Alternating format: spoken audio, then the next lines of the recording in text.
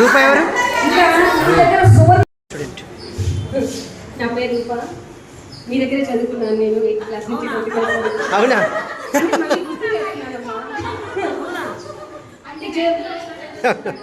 నేను డిగ్రీ చేశాను టీచర్. మా అమ్మ వాళ్ళు నష్టపేటే, ఇక్కడే పెళ్లి చేసుకున్నాను. మా ఆయన డైరీ ఫామ్ నడుపుతారు. నేను ఇక్కడే ఉంటున్నాను. నాకు 2 పిల్లలు, 2 అమ్మాయిలు. పెద్ద అమ్మాయి 4th క్లాస్, చిన్న అమ్మాయి యూకేజీ చదువుతున్నారు. కంపల్సరీ ఇంకో 2 ఇయర్స్ 6th క్లాస్ ఇక్కడే జాయిన్ చేస్తాను నా పెద్ద అమ్మాయిని.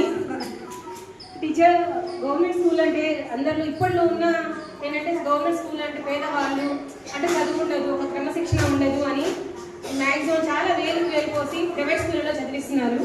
కానీ అలా కాదు, గవర్నమెంట్ స్కూల్ అంటే very rich in your studies. చాలా గొప్ప చదువులు చదివే టీచర్స్, చెప్పే టీచర్స్ అయినా, చదువుకునే పిల్లలైనా, భయభక్తులైనా ఉండేవి మనకి ఒక గవర్నమెంట్ స్కూల్లోనే. మాకు అనుభవం ఉన్నంత వరకు మ్యాథ్స్ అంటే చాలా కష్టం అని ఈ రోజుల్లో పిల్లలు 8th క్లాస్కి వచ్చినా కనీసం A+ నోట్స్ కావాలన్నా కూడా రావట్లేదు అసలు. కానీ మాకు చాలా ఇష్టమైన సబ్జెక్ట్గా చేశారు మా భారతీయ టీచర్ గారు. మా పాపకి నేనే చెప్తుంటాను మ్యాథ్స్. ఎప్పుడు టీచర్ గారి గురించి చెప్తుంటారు మా భారతీయ టీచర్. అంటే అప్పుడు చెప్పిన 20 ఇయర్స్ తర్వాత కూడా ఇప్పుడు 10th క్లాస్ బుక్స్ తీసినా కానీ జస్ట్ మనం ఒక ఆన్సర్ ప్రొసీజర్ చూసుకోవాల్సిన అవసరం లేదు.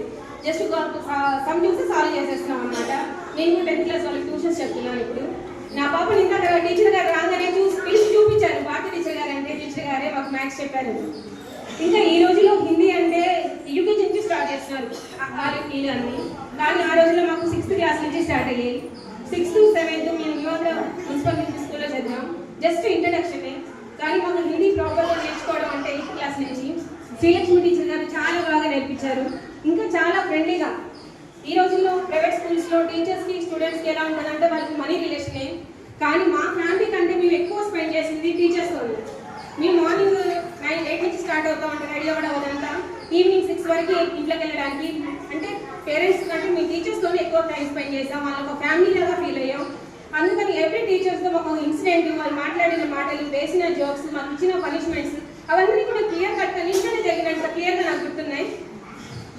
ఇంగ్లీష్ అయినా, గ్రామర్ అయినా మా భారతీయ టీచర్ గారు చాలా చెప్పేవాళ్ళు అనమాట. తర్వాత ఇంటర్లో మేము ఇంగ్లీష్ మీడియం తీసుకుంటే ఇంగ్లీష్ మీడియం నుంచి వచ్చిన పిల్లల కంటే కూడా మాకు అర్థం చేసుకున్న కెపాసిటీ ఎక్కువ ఉండేది.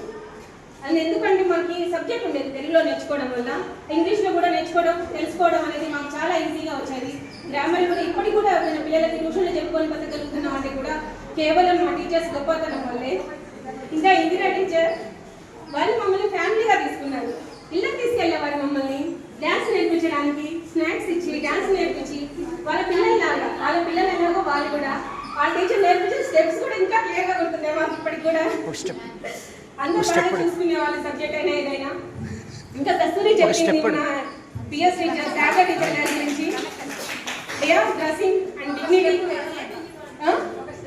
కన్ఫర్మ్ గా మీరు వద్దనే వేస్తారు, భరించాల్సింది. డిగ్నిటీ అదంతా మేము PS టీచర్ గారి గురించి నేర్చుకున్నాం. ఫిజిక్స్ అయినా ఏదైనా. తర్వాత కనుక్కున్న టీచర్ గారు మనకు ఫోన్ చేస్తే చాలా బాగా రెస్పాండ్ అయ్యారు టీచర్ గారు కూడా. మాకు ఫుడ్ నేర్పించడంలో అప్పట్లో మాకు పోటీలు కూడా పెట్టేవాళ్ళు. మేము ఇంటూ కవర్స్ మీద వర్క్ చేసుకొచ్చి దాన్ని మనం వేలం పాట వేసి ఇంకా మాకు చాలా క్లియర్గా గుర్తుంది. నా ఫ్రెండ్స్, మా రిలేటివ్స్ ఏమో ఇంకా చుట్టాలేమో తెలిసిన వాళ్ళేమో కాదు, కానీ నా ఫ్రెండ్స్ వాళ్ళే నా రిలేటివ్స్, నా ఆత్మబంధువులు అంటారు కదా. ఇప్పటికి కూడా ప్రతి ఒక్కరికి జరిగిన ఇన్సిడెంట్స్ అన్నీ చాలా గుర్తున్నాయి. మిమ్మల్ని అందరినీ చాలా హ్యాపీగా ఫీల్ అవుతున్నాను. ఇంకా టీచర్స్ మీ అందరూ మాకు ఇంత దూరం వచ్చి ఇక్కడ టైం స్పెండ్ చేసినందుకు thank you so much. Thank you.